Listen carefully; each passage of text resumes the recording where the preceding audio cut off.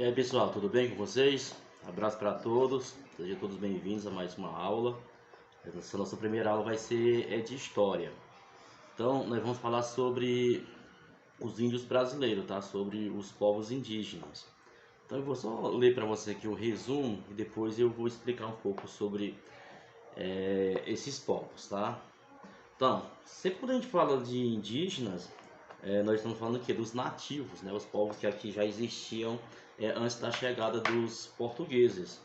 Então, a história, como nós sabemos, né? A história de índio foi aí um engano, né, dos portugueses quando chegaram aqui achando que tinham chegado às Índias, mas pelo contrário, tinham chegado em outro território, e no caso foi a América, né? Importante lembrar que temos a questão de Cristóvão Colombo, que fez a expedição buscando um novo caminho para as Índias, buscando driblar aí a pagagem de impostos, né? De impostos que para trazer as especiarias das Índias para entrar na Europa, sempre é pelo porto de Veneza, na Itália, ou pelo porto de Gênova. Então eles tinham que pagar a taxa alfandegária. Então, buscando uma nova rota para driblar esse imposto e também ter que lucrar mais, eles buscaram ou fazer outras rotas, né?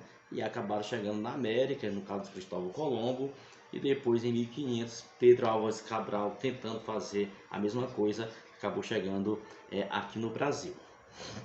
Pois bem, quando a gente fala sobre os índios brasileiros, é importante lembrar que eles formam hoje um contingente e representa apenas cerca de 0,47% da população brasileira. Então veja que nem meio por cento da população brasileira, né?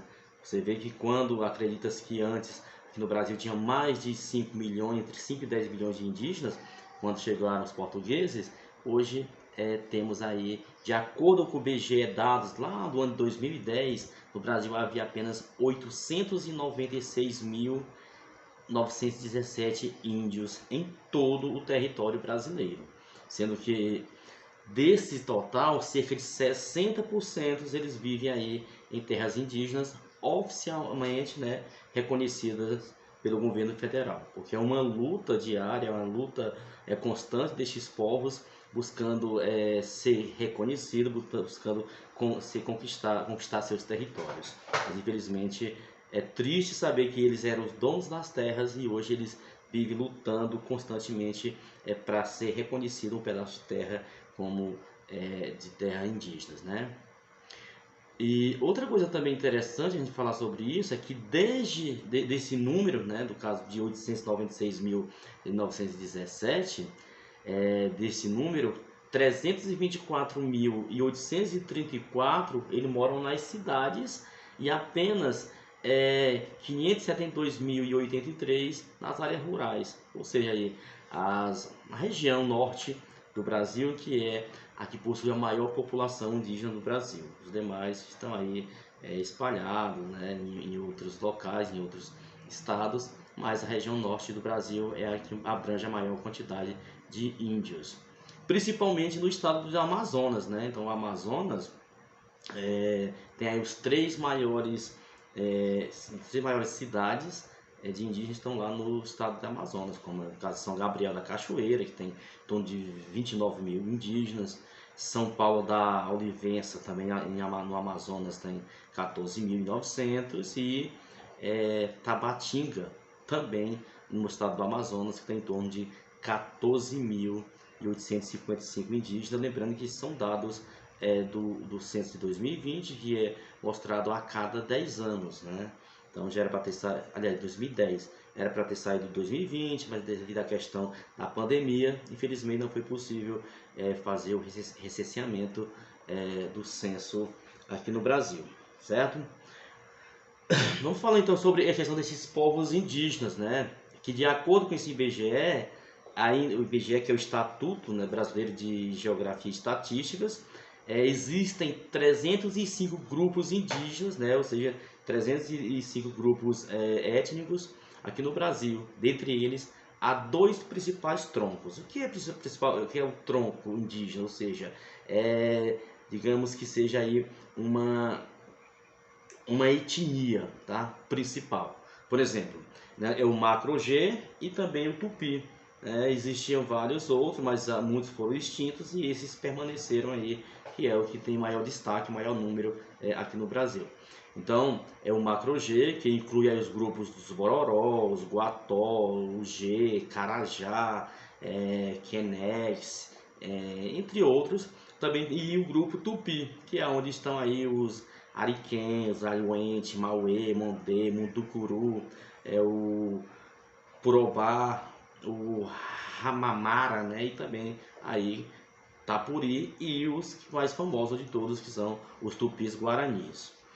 Então, quando a gente pega essa classificação, por exemplo, as 10 principais tribos indígenas, né, aqui no Brasil, segundo o Instituto Socioambiental, as tribos que mais se destacam pelo número de habitantes, então fazer essa classificação por número de habitantes, são os Guaranis, os Ticunda, os Canigag, os Macuxi, os Guarajás, os Terenas, os Yanomami, os Chavantes, os Potiguares e os Pataxó.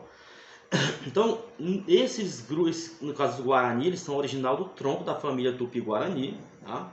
E os Guarani eles somam cerca de 85 mil indígenas aqui no Brasil. Então, eles vivem em diversos estados do Brasil e estão divididos em 3 grupos, que é os Kaiowá, os Mabi e também os Nedanvasses.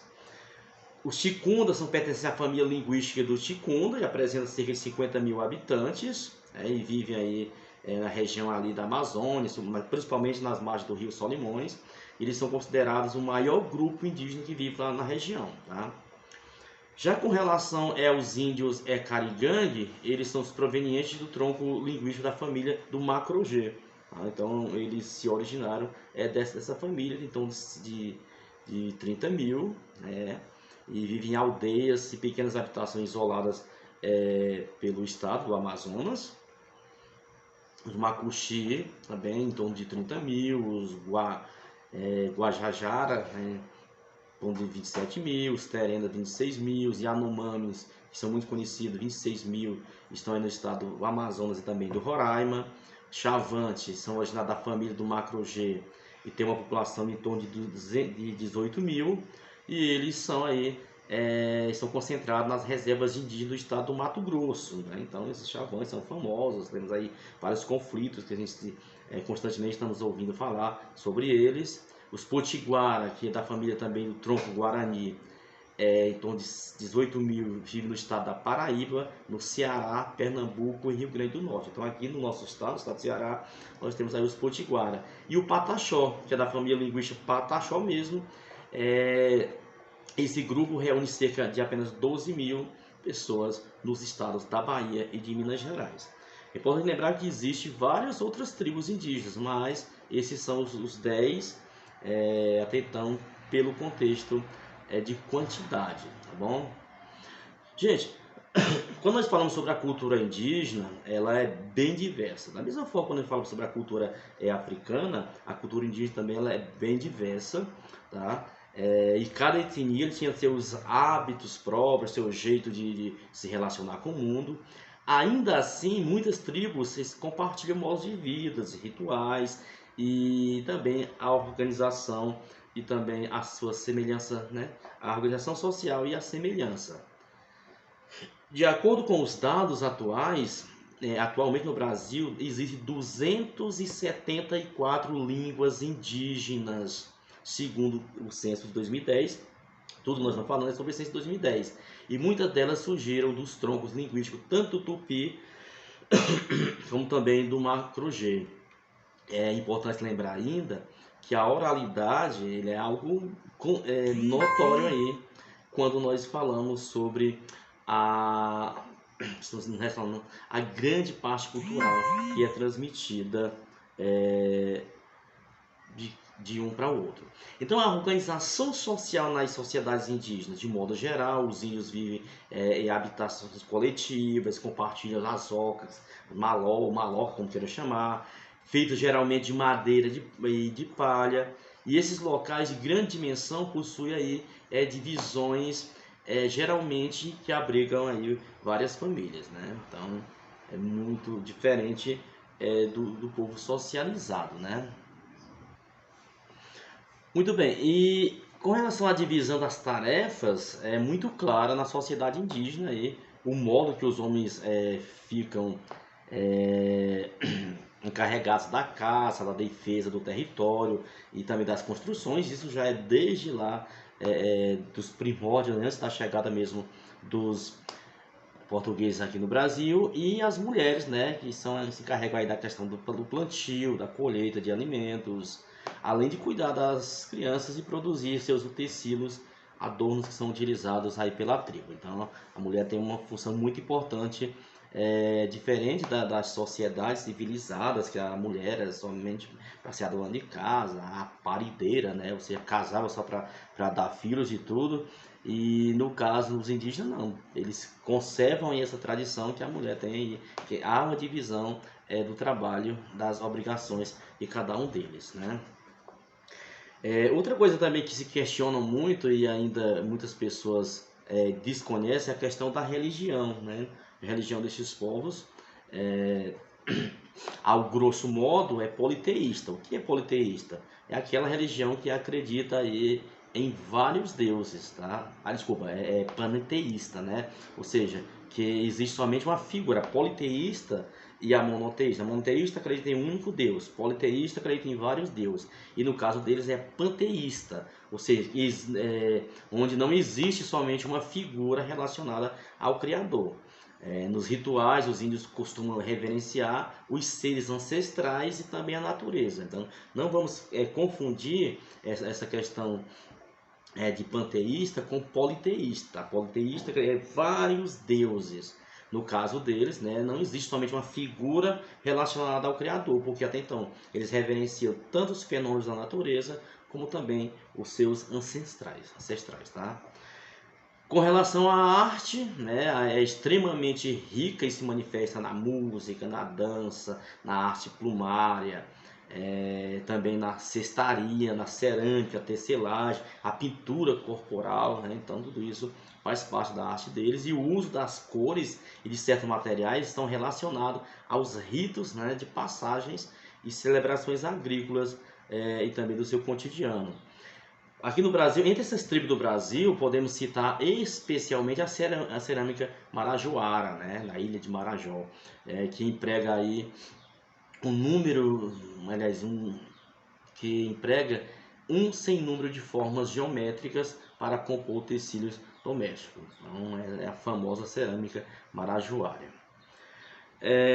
E voltando principalmente para a questão do contexto da história dos índios brasileiros, primeiros habitantes do Brasil, na época ainda do descobrimento, havia cerca de 10 milhões de indígenas espalhados pelo território brasileiro. É importante lembrar que esses dados, eles, de acordo com alguns historiadores, eles mudam, né? Um acredita que era 8 milhões, 10 milhões, mas os historiadores fizeram um acordo e fecharam aí nesse número de 5 milhões de habitantes, né? Quando os portugueses chegaram aqui no Brasil, eles encontraram uma população indígena que habitava no litoral. Eles não conheceram de início os indígenas que estavam na região norte, tudo que até então vai se tornar mais populosa essa região, fugindo da região litorânea e indo para o norte. Então, porque eles conheciam o sertão adentro do território brasileiro, coisa que não os portugueses ainda não conheciam. Então, quando os portugueses chegaram, encontraram a população indígena que habitava no litoral. Os índios que Cabral encontrou na Bahia pertenciam ao grupo linguístico Tupi. Então, o contato deles aí de início foi com os Tupi. Primeiro momento dos contatos, os índios e os brancos foram razoavelmente cordiais, né? E marcado aí pelo escambo, ou seja, a troca de produto por produto. Porque até então, como os portugueses não encontraram metais preciosos aqui no Brasil, como ouro, prata, diamante, que era o que eles buscavam, então, mas eles encontraram aí uma madeira muito boa para a fabricação de barcos, de móveis.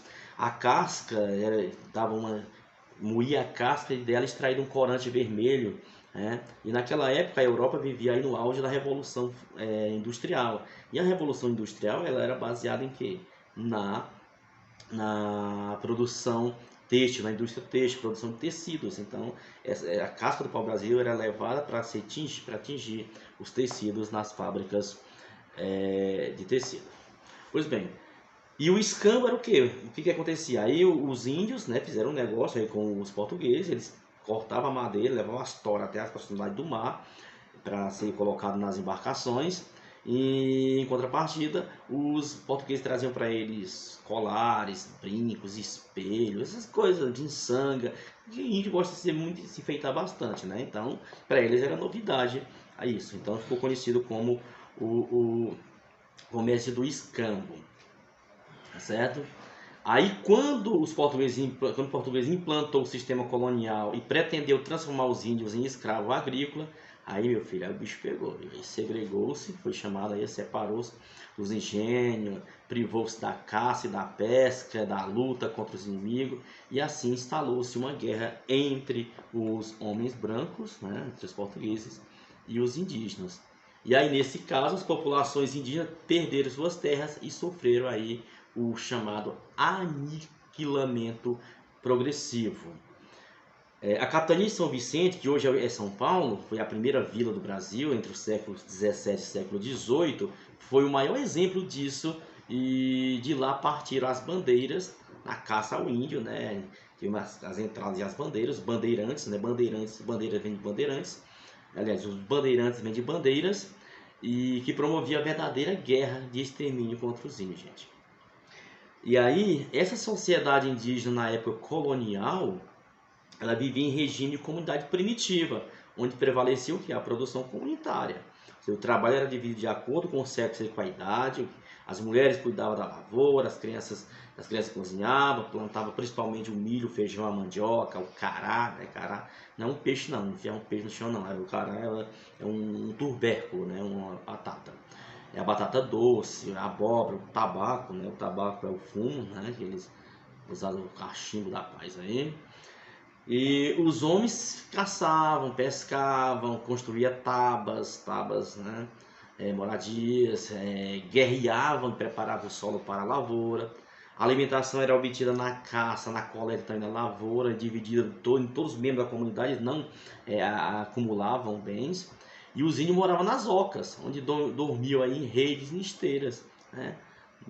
As ocas eram construídas de sapé ou de madeira e eram distribuídas em volta, né, num grande círculo onde os índios faziam suas refeições e suas cerimônias religiosas. Então, era um povo que vivia em comunidade. Tá?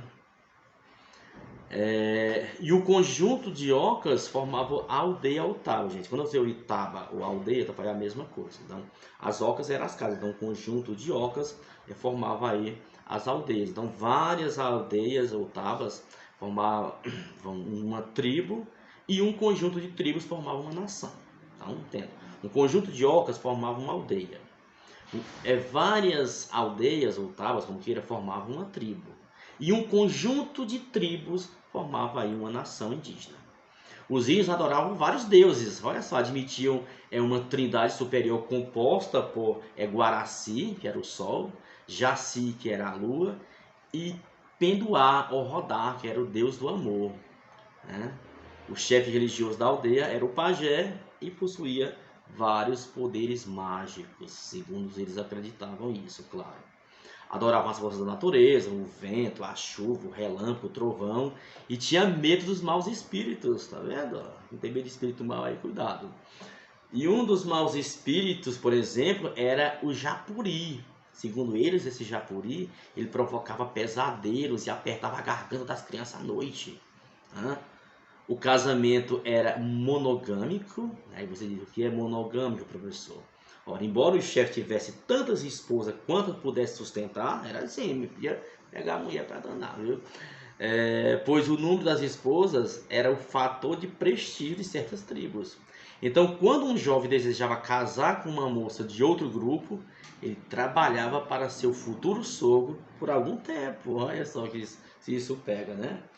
E para os carajás, era considerado apto ao casamento o jovem que carregasse um tronco de madeira pesadíssimo, da pessoa. E entre os curinas, ou seja, os noivos, tinha que suportar uma surra de chicote. Tá aí que tá vocês irem casar aí, os meninos que dá aula de casarem com uma índia, tá? Vai ter que trabalhar pro sogro, carregar um tronco bem pesado e depois ainda levar uma surra. Se você suportasse isso, pronto, estava apto a casar. Bom, e com relação ao que nós chamamos de antropofagia entre os índios. Olha, quando os índios necessitavam de novos campos de caça, em virtude da escassez de animais, ou quando desejavam terras mais férteis, valia-se da guerra.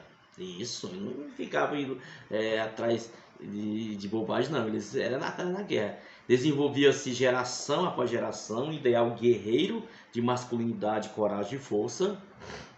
Então, a antropofagia entre os índios não era provocada pela ausência de alimentos.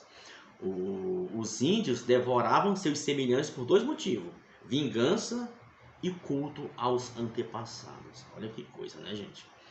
Em algumas tribos, devoravam-se também os próprios membros da tribo que faleciam de morte natural. Acreditava que desta forma assimilava as virtudes do parente falecido. Nossa, comeu o parente depois de morto? Cultura, né, gente? As nações indígenas na época colonial, gente. Então, desde a época da colônia, houve interesses em conhecer os indígenas, né? Desde o início, eles passaram a querer conhecer, a fim de torná-los aliados contra as invasões europeus. É importante lembrar que, assim, na primeira forma para entender os indígenas foi reuni-los em grupos linguísticos ou grandes nações, das quais se destacavam, por exemplo, os Tupi, que estava espalhado por toda a costa atlântica e várias áreas do interior, o Tapuia, que vivia no Planalto Central brasileiro, os Aruac, que habitavam em grande parte da bacia amazônica, e os Caribe, né, que ocupava o norte da bacia amazônica. Bom, é importante lembrar, gente, que mesmo tendo um pequeno grupo indígena do Brasil, com relação ao número, que não representa nem 0,5% da população brasileira, a herança cultural indígena, nós herdamos muito, temos vários costumes herdados por esses povos, como o uso da rede para dormir, pela cultura indígena, a utilização do milho, da mandioca, do guaraná e demais frutos nativos, né? No caso, o guaraná é uma das drogas do sertão, né? O emprego de várias ervas na medicina também é a cultura, a herança desses povos. As técnicas de fabricação de canoa, jangada, artefatos de palha, de cipó também, herança indígena. O uso da queimada das roças antes de fazer o plantio, né, que agora não é tão recomendado, principalmente por questões da seca que a gente vive, a grande quantidade de incêndios, né? Então, mas ainda tem pessoas que usam essa técnica de queimar, vamos queimar o roçado, né? Pois é. Bom, e a língua portuguesa falada em nosso país possui uma infinidade de palavras de origem indígena, como Iara, Jaci, Itu, Itapetininga, Anhanguera, tapioca, beiju, pamonha, gamela, puçá, arapuca, entre outros. Ou seja, veja que quando você chega lá em Portugal, na língua portuguesa de Portugal, o português de Portugal não tem essas palavras no dicionário deles. Em Angola também não tem, em Guiné-Bissau não tem, em Cabo Verde não tem, em Trindade e Tobago também não tem. Os países que falam língua portuguesa, Timor-Leste também, enfim. Mas aqui no Brasil nós temos essas palavras que foram aí incluídas no nosso dicionário de língua portuguesa, herança da língua desses povos. Então, os índios eles contribuíram para a formação do povo brasileiro. Na sociedade colonial, a união entre os índios e brancos, no princípio, que era ilegítima, ganhou o nome de mameluco, ou seja, caboclo. Ou seja, o filho de índio com os brancos chamava de mameluco, ou seja, os caboclos. Aqui no Nordeste é os caboclos, né? Por sua vez, da união entre índios e negros, que vai ocorrer depois com a escravidão, que foi em menor grau, chamou-se de cafuso, ou caburé. Pois é, então um índio, né, que se relaciona, um casal de índio, né, formar um casal, os filhos deles seriam os caburé, ou mais precisamente os cafuso, né. Mas bem, gente, esse é o resumo da nossa aula de hoje com relação à atividade, né? Falando aqui sobre a atividade de hoje. nossa, que eu estou enviando para vocês. Nós temos aqui a população indígena, e quando fala que em relação à influência indígena na cultura brasileira, para você relacionar as colunas na alimentação, que está aqui na alimentação, por exemplo, batata doce, guaraná, palmito, falamos isso agora no resumo, né? Com relação ao folclore, nós temos aí o que? Nós temos lendas, as lendas do Iapuru, Iara, Vitória Régia, entre outras, né? Que nós temos aí. Quando falamos sobre os costumes, né? Nós temos mutirão, o uso da rede, o banho diário. Os índios eram bem asseados, tomavam banho, né? Diariamente. Então isso foi uma cultura que foi herdada dos índios por nós, né? No vocabulário, como eu já falei, né? As palavras, samambaia, Curitiba, siri, as que eu falei agora anteriormente, né? No caso da língua, né? Ou seja, tapioca, beiju, pamonha, mela, enfim. Outra coisa também que é importante lembrar, como vive atualmente as maiores tribos do Brasil? Essa é a grande dúvida, perguntem aí. E atualmente, como vivem aí essas tribos no Brasil? Olha, gente, atualmente a maioria das tribos, a maioria da população indígena absorveu muito da cultura externa e por vezes a nova geração perdeu o contato com os costumes ancestrais, isso é fato. A questão da socialização, a questão do que nós chamamos da contemporaneidade, fez com que esses povos fossem perdendo seus costumes. Muitos passaram a viver na cidade, como vocês viram, a maior quantidade não estão mais na zona rural, e sim, não estão mais na zona rural, e sim na zona urbana, né? Que organização foi criada para defender os interesses dos índios? Isso é importante. Aqui no Brasil, a luta do índio ela é constante, tá? Infelizmente, isso é fato. Mas é importante lembrar que foi criada a FUNAI, que é a Fundação Nacional do Índio. A organização criada para defender os interesses dos índios foi a FUNAI, que é a Fundação Nacional do Índio. Infelizmente, é um órgão que deixa muito a desejar, até então, porque tem muitas questões políticas que envolvem tudo isso. E isso é preocupante, né? Porque se é um órgão para defender, mas ele está muito subordinado ao governo, então deixa muito a desejar. Isso é fato, viu? Hoje em dia, aí tem a questão 4, são pessoais, né? Hoje em dia, os indígenas têm que lutar para garantir suas terras e preservar sua cultura. Você acha que o índio tem esse direito? E aí, pessoal? Vocês acham que os índios têm esse direito de lutar para garantir aí e preservar a sua cultura? Eu acredito que você vai dizer que sim.